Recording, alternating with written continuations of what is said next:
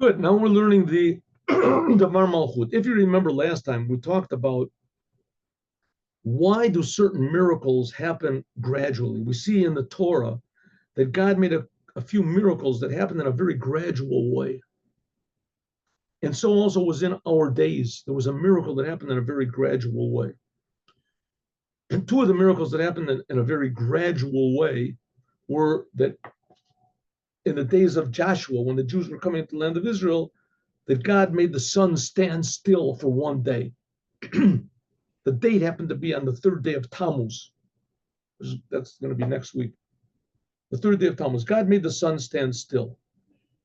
And that was in order to enable Joshua and Yehoshua and the army of the Jews to continue their victory over the enemy. If the sun would set, they would have to stop fighting, or the enemy would have been able to escape in the darkness. So they kept the light kept going on, the sun kept going. And so the Rebbe said, if God's going to make a miracle, so why not make the whole miracle? Just destroy the enemy. What do you have to make a little? The sun stand still, and then we can fight, and we have to fight for a few hours for sure. Why make a little miracle and then we have to complete it, or little by little God makes a miracle? Why?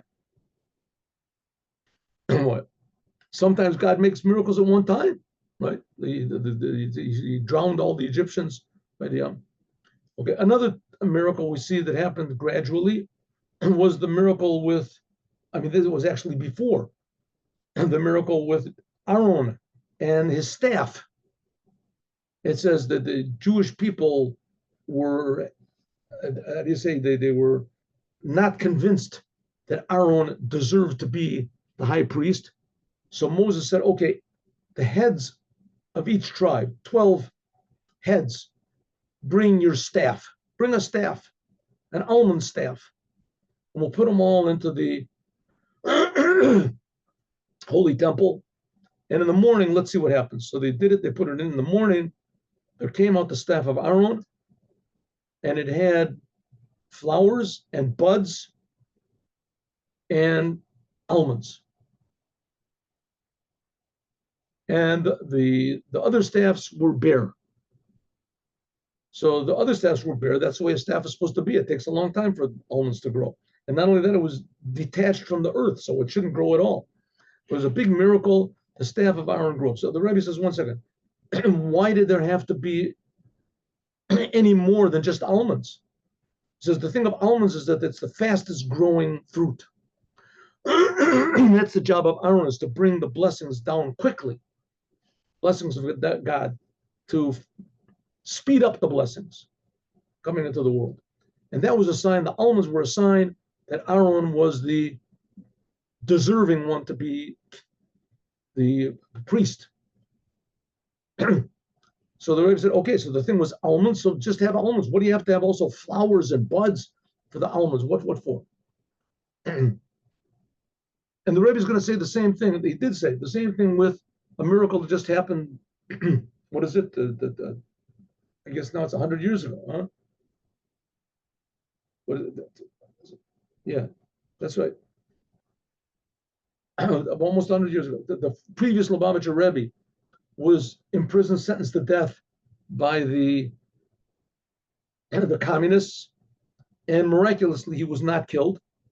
And then miraculously he was released from prison on the third day of Tammuz. He got out. But that was only the beginning of the miracle. There was a whole process that happened afterwards. Something like the sun standing still and the flowers and the buds, the whole process. He was sent into exile, and he stayed in exile for 10 days, and then he got out of exile, and then he was trapped in Russia, and then after Russia, he got out of Russia, right, after a few months only, and then, but his followers, his Hasidim, were still trapped there, and only 60 years later did they all get out, right, when Gorbachev came. So it was a whole big process. Why did God have to make a gradual process? So the Rebbe said, I'm just repeating a little bit what we said before, that God is creating the world constantly. Everything in the world is a miracle. Everything in the world is being created from nothing. So the world is really nothing, and every detail is really nothing. So why does it seem to be something? So because God is creating it. So if God is creating it, then it is something. So, yeah, but it's being created from nothing. So it means it's made of nothing. So it's really nothing. Yeah. So how can it be something and nothing? Says that's the whole point. Everything in the world is a miracle. No, so why do you have to have so many details, so many little tiny miracles? And if you look in microscopes and atomic microscopes, so there's like sub levels and sub levels of whatever is of the molecules and atoms and quarks and the sub quarks and whatever it is, mesons and sub mesons. I don't even know. There's the sub levels and sub levels, right? That's like the physics of 50 years ago or something, or 100 years ago. Now it's and what about the stars? How many stars there are, right? How many galaxies there are? How many nebulae there are? How many whatever there are? And they just keep going further and further. They can't even imagine how there can be anything further. Why so many details? What's the point of the whole thing? What does God have to create all these little, stars that are 25 billion light years away from the Earth, right? And the Rebbe says even more. The fact of the matter is the whole entire creation, everything, with the light years, with all the business, it was all created 5,780 whatever years ago. And before that, there was nothing. There was no time. There was no being. There was no vacuum. There was no potential. There was no anything. What that means, who knows what it means. So the scientists say, what are you, nuts? We have proof that there are, you can see light. Light is there's a speed of light, right? What is 186,000 miles a second or something like that? Huh? What is it? 186,000 miles a second, something like that. Light travels. There's a speed of light. And we can tell from the quality of the light that reaches here how long it's been traveling, right? So you see some star, it means that the light has been traveling like 100 million years, right? The speed has been traveling 186,000 miles an hour for 100 million years. 100 million years. So it's 100 million years. The Earth has to be 100 million years old, right? So the Rebbe said, no, God created the world with the light already 100 million years old. Just like man. Man was created. When man was created, how old was he? He was a fetus. What was he created? He was created, let's say, 20 years old. And if a doctor would come and examine man 1 second after he was created, we'd say he was 20 years old. The same thing in the world is, if you examine it, scientists examine it, has to be 100 million years old. That's how God created it. He created it 100 million years old. Why? What does God need this for?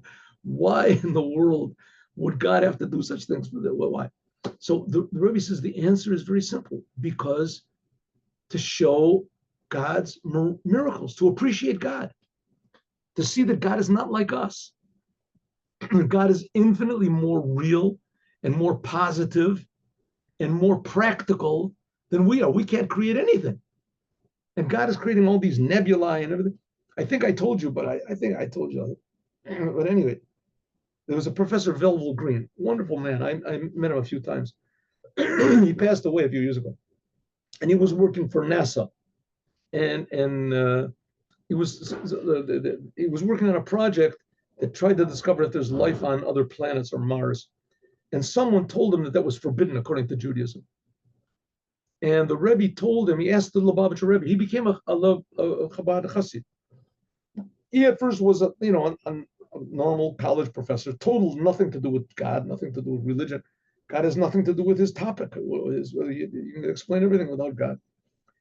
And so the Rebbe said, should I look for it? The Rebbe said, you have an obligation to look for it.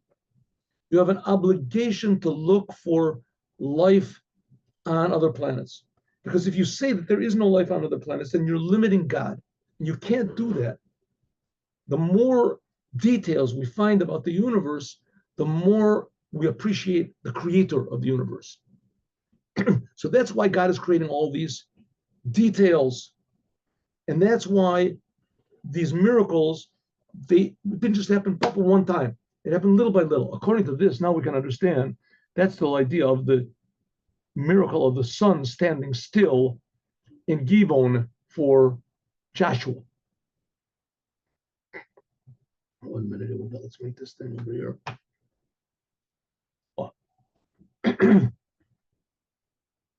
The intention of the purpose of a miracle, of let's take this miracle of the sun stood still.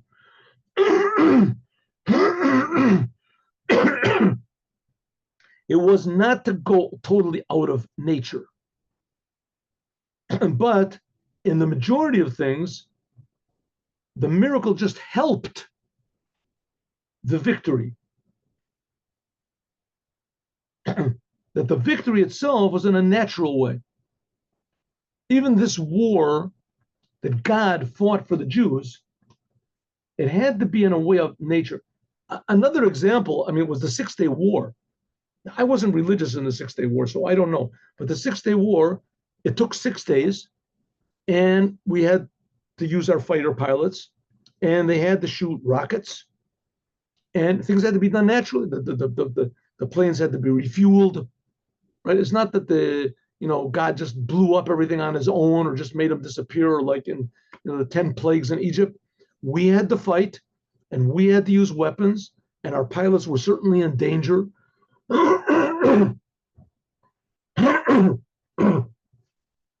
So therefore, everything happened in a natural way. But the world saw that it was a big miracle. The Israeli government didn't see it, but the world saw that it was a big miracle. Everybody was just, bowing down to the Jews. The Jews, they saw this God's people. So God did a miracle in a way. The Israeli government, they apologized and said it wasn't a miracle. We just have good pilots, and it was a fluke, and we were just good shots. And in fact, we're going to give everything back. Okay, what are we going to do? Look, and therefore, Loy and Nays, there wasn't a miracle that totally contradicted or did away with the laws of nature and the war. And they had to fight, but it was a miracle that just helped the war. The preparation and the the ability that the Jews could win was by means of the miracle that the sun stood still. But this did not cause the miracle. It just aided the miracle. And after the sun shined in a natural way, that's what the sun does. But God just made a miracle that the sun stood still.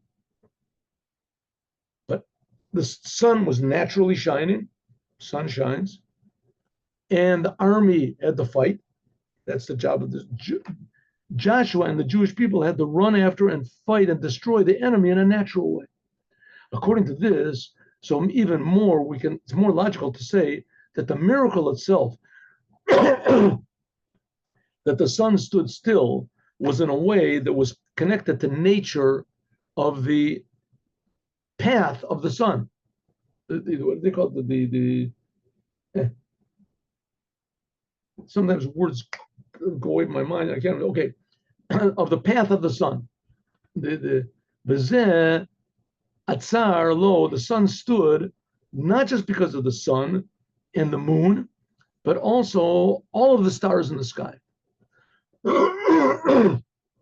Orbit, the orbit, how could I forget a word? The orbit of the sun and the moon, not they alone stopped, but the whole entire gamut of the heavens stopped.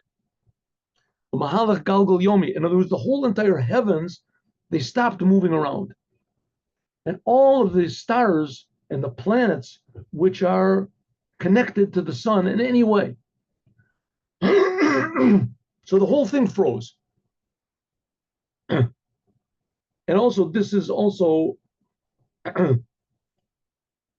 will be, how do you say, aided by an explanation in Chassidut when it said, Joshua said, Shemesh begivon dome. It says the sun in Givon, that's the place where they will be quiet. And the moon and Be'emek in the valley of Ayalon. It says by means of the stopping of the sun and the moon, namely, what causes the sun and the moon to move around? It says, the Maimonides brings that they're bowing down to God. That's their, how do you say, the path of life. right? Like your blood circulates, that's their circulation. So this was caused by means of the sun being quiet. What does it mean it was quiet? It stopped singing its song. According to Judaism, the vibrations of life, the things are moving, that's the idea of song. It says the angels are singing song. Everything in the world has a song. There's a book which was written by, some say King David. It's called Perik Shira. It's like really a very long, very strange song that it says all the animals in the world and all the creations, the wind says this, and the trees say this, and the frog says this. It says the planets also, they have their song. And when stopping the sun and the moon means that they stopped moving, means they stopped their song. They stopped the movement. Dome.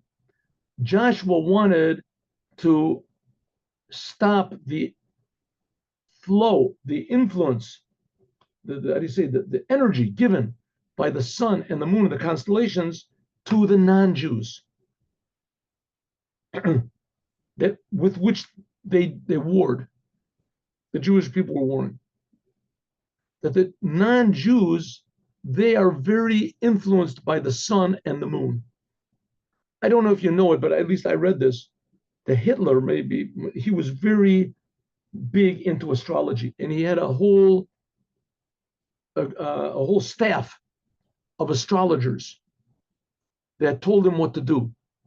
In general, the mysticism, the Christian mysticism, whatever, from Germany especially, that they were very big in astrology. I learned a little bit of that. What can I tell you? I learned a little bit of that.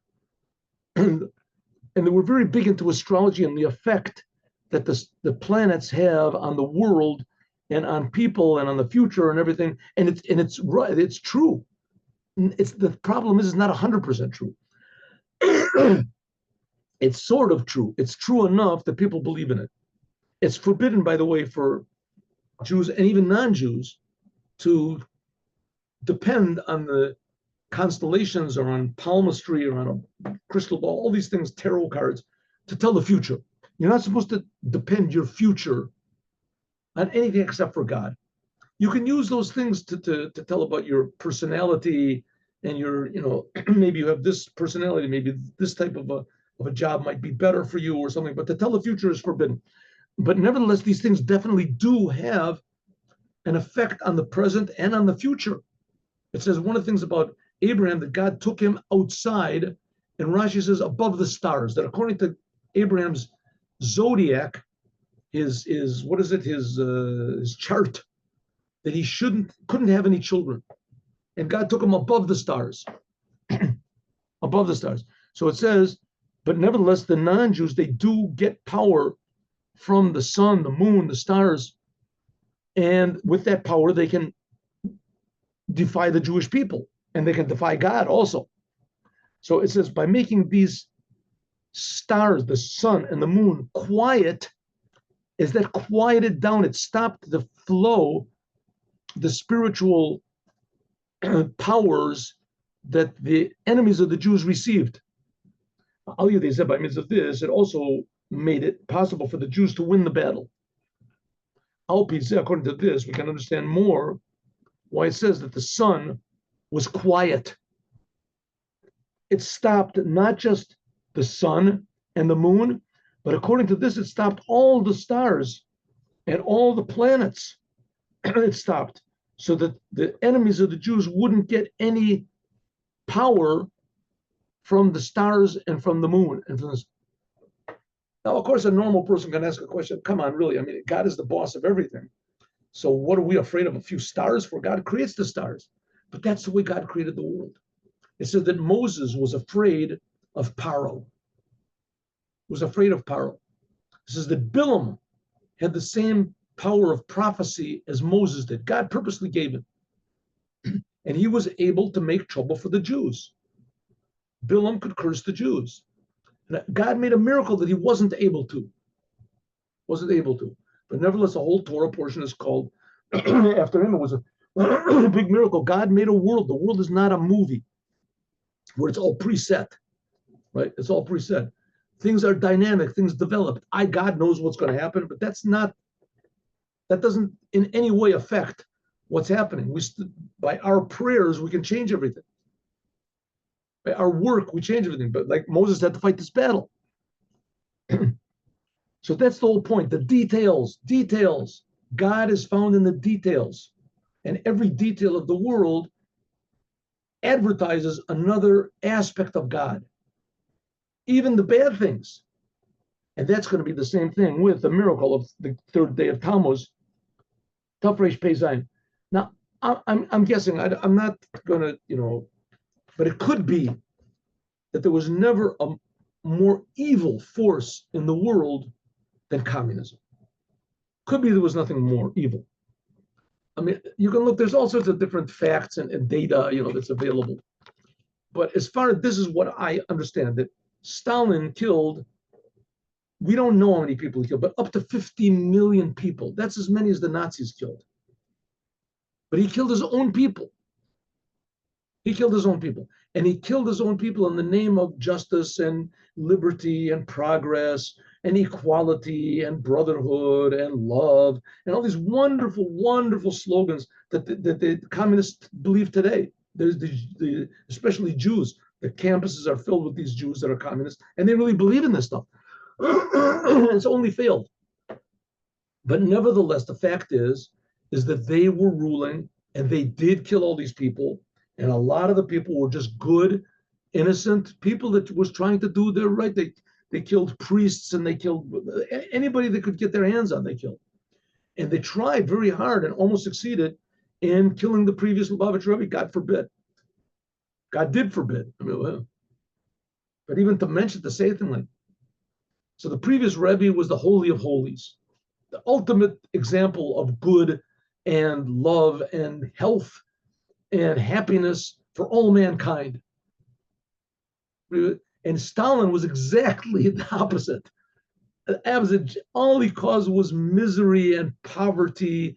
And right, there were a few good things that he did. They say, really improved the education over there. And he did, Russia did were the deciding factor in defeating Hitler and things like that. Even though they lost like 27 million people.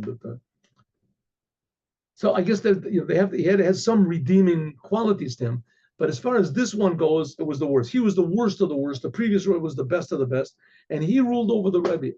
Big miracle happened, and that was that the Rebbe got freed. But he got freed little by little. Like we said before we started the class, on the third day of Tammuz, he was announced that he was not going to be in prison, but he was going to be in exile. On the 12th day of Tammuz, it was announced that he was going to be freed from exile. But they couldn't give him his papers until the next day.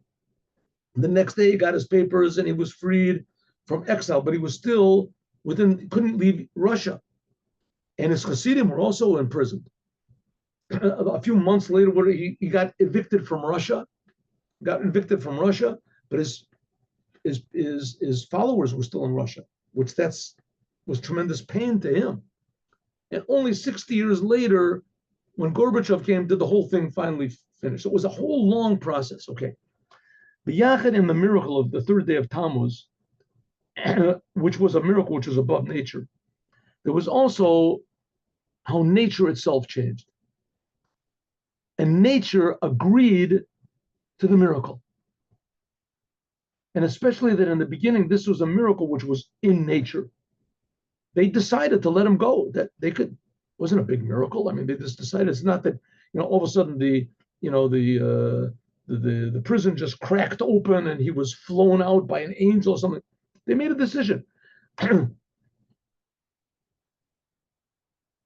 miracle that the Rebbe got out, this was a very, very natural thing. They just decided there was world pressure on Stalin, and so they decided to let him out of prison.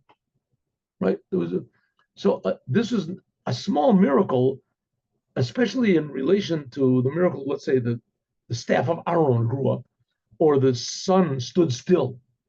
Like it's known that those people that that put the Rebbe into prison, they were the same ones that they had no choice but to let him go. On until Shayu Tzurichim L'Sayel, they even had to help him go out. Later, when they said that the Rebbe had to leave Russia, so the Rebbe said that he refused to leave if they didn't let him go with his books. So they said, okay, so stay. He said, okay, I'll stay. So they said, okay, give him his books. But we have to censor them. We have to look through the books and said. So he said, okay, I'll wait. I'll wait for the books. I'm not. So they said, okay, just get this guy out of here. Give him the books. Give him anything he wants. And they freed the Rebbe with his books and everything. And then the Rebbe said, well, I'm not going to leave without my family. And he left, and they took his future son-in-law with him also. We can say that therefore, the miracle wasn't at one time, but it was divided into all these different stages in a natural way, according to the opposition that was then, and that according to nature, Yagiu L'Achra, that they themselves would come to the decision that you have to let the Rebbe go. Hechil, first of all, they said, number one, he's not going to be killed. And then they said, okay, let's send him to Kostromar, this city of exile. And then they said it's going to be for a long time. They said 15 years, and they said, okay, 3 years. And then a few days later, they said, okay, let's let him out. But also afterwards, but also afterwards, the Rebbe still remained in Russia, and he also, there was still the same opposition that there was before to his spreading out Judaism. Therefore, the redemption of the Jewish people in that country of Russia, it delayed a long time because the whole purpose of the previous Rebbe was to help the Jews. And the Jews were stuck there for a long time until finally it came down to 60 years later, when Gorbachev, I think that was 1990, to let all the Jews go out of the country. Kol El-Gam, including also, right now, says the Rebbe, now there's also a big sort of how do you say, making a decision, the desire of many of that country to change the name of Leningrad, and that's where the previous Rebbe was put into prison, was Leningrad, and to put it back to be Peterburg. Not Peterburg. I don't know what's going now, but I think it is. I don't think there is a city called Leningrad anymore. And that was the name of the city. Peterburg was the name of the city. And when the first Rebbe was there, so the first Rebbe, he was imprisoned in Peterburg. They call it San Petersburg. We don't say that it's named after Peter, right? The name was Peterburg in the time of the first Rebbe of Chabad, and like 200 years later, that's the same city where the previous Rebbe was put into prison. Like the first Rebbe was in prison there, and 200 years later, the previous Rebbe was in prison there. And that was the name, it was also the name of the Tsarar, of the Tsar, who was called at the time when the city was built. He represented the opposite of communism. Communism was against God. And their thing was that they were, the first Pope was called Pope Peter, and he was named after that saint of that religion. And that's the opposite of what communism was. Communism was, anti all religion. Even though that under the Tsar, there were also a lot of difficulties for the Jews, but this was nowhere reached the oppression that was that the previous Rebbe was under. The first Rebbe of Chabad was put into prison by the Tsar under the false charges, but the charges of treason. But he wasn't sentenced to death. And the previous Rebbe, he was put into prison only because he was a religious Jew. And Russia so was against God that they did sentence him to death. He was sentenced to death. It just happened that it didn't happen. So therefore, the previous Rebbe, even though he was imprisoned in the same city, but the charges were much more severe. It says, so, but nonetheless, we see that therefore changing it from Leningrad, Lenin, by the way, was also a big murderer. Lenin was also, I mean, he was, and compared to Stalin, he was not as bad, but it was terrible. So to change the name of the city from Leningrad to Petersburg, this shows the effect that the previous Rebbe had to tone down the opposition to God that was going to be in Russia. And there would be the future redemption so that there wouldn't be any opposition whatsoever. And now, in fact, if you go into Russia, there is no opposition to Judaism. No, in fact, Putin helped a lot of the Chabad houses. And the big main Chabad house in Moscow is right opposite, on the other side of the street, of the KGB offices. And there's KGB men they're standing guard over there. So we see that it's totally transformed. The whole situation is totally transformed. But it happened little by little. Right? And that's in order to recognize the godliness in every detail of the world. That's the idea of Moshiach, that the whole world will recognize godliness, as we're going to talk about more tomorrow. Okay, let's go over here. Took a little bit a lot of time today.